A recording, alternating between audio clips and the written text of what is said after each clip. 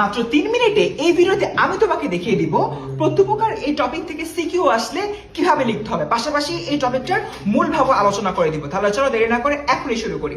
প্রত্যুপকার এই গল্পটার মধ্যে আমরা দেখতে পাই খলিফা মামুনের শাসন আমল, এবং সেখানে আমরা দেখতে পেয়েছি খলিফা মামুন বাগদাদের যে শাসক ছিল তাকে সরিয়ে সেখানে ইবনে আব্বাসকে বসাতে চেয়েছিলেন, এবং ইবনে আব্বাসকে যখন সেখানে পাঠানো হয় ইবনে আব্বাস ওই শাসক দ্বারা আক্রান্ত হন এবং তিনি একজনের বাসায় আশ্রয় গ্রহণ করেছিলেন।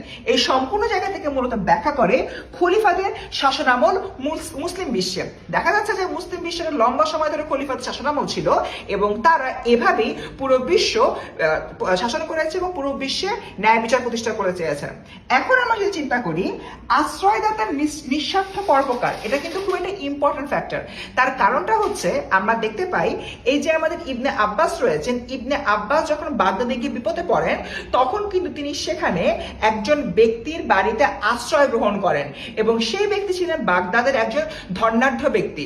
বাগদাদের ধনাঢ্য ব্যক্তি হওয়ার কারণে দেখা গিয়েছে যে তিনি এই আব্বাসকে হলোকে সাহায্য করেছেন, থাকতে দিয়েছেন, এবং দীর্ঘদিন থাকার পরে যখন আব্বাস আবার তার রাজধানীতে ফিরে আসতে চান তখন আসলে দেখা যায় যে তাকে হলো কি উট, তারপর হলো অশ্ব, খচ্চর, খাবার এই সব কিছু তাকে দিয়ে দিয়েছিল।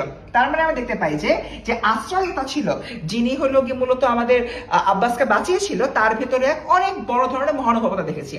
এরপরে দেখি আলী ইবনে আব্বাসের উপকার স্বীকার করা মানসিকতা।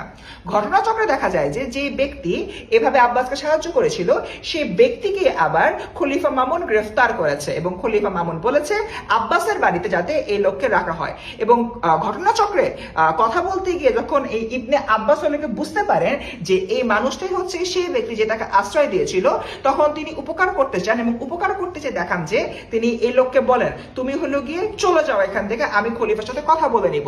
এখানে আমরা দেখা যাচ্ছে যে ইবনে আব্বাস যে উপকারের উপকার স্বীকার করছে সেই প্রতীকটা এখানে আমরা দেখতে পাই। এবং last but not the least যে পয়েন্টারটা খলিফা মামুনের মহানুভবতা।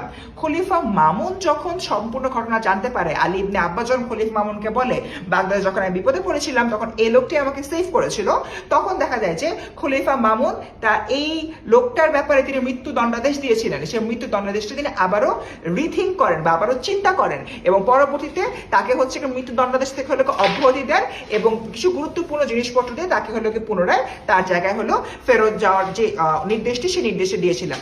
এক কথায় আমাদের পুরো যে গল্পটা রয়েছে এই গল্পটাতে অপরের উপকার করার বিষয়টি ফুটিয়ে তোলা হয়েছে। তো স্টুডেন্ট, গল্পটি শেষ হয়ে গেল। একটা ছোট্ট প্রশ্ন করি, বারবার এই প্রশ্নটার উত্তর কিন্তু আমি এই ভিডিওর মধ্যে দিয়েছি, সেটা হচ্ছে ইবনে আব্বাস কোথায় গিয়েছিল সেই শাসনকর্তাকে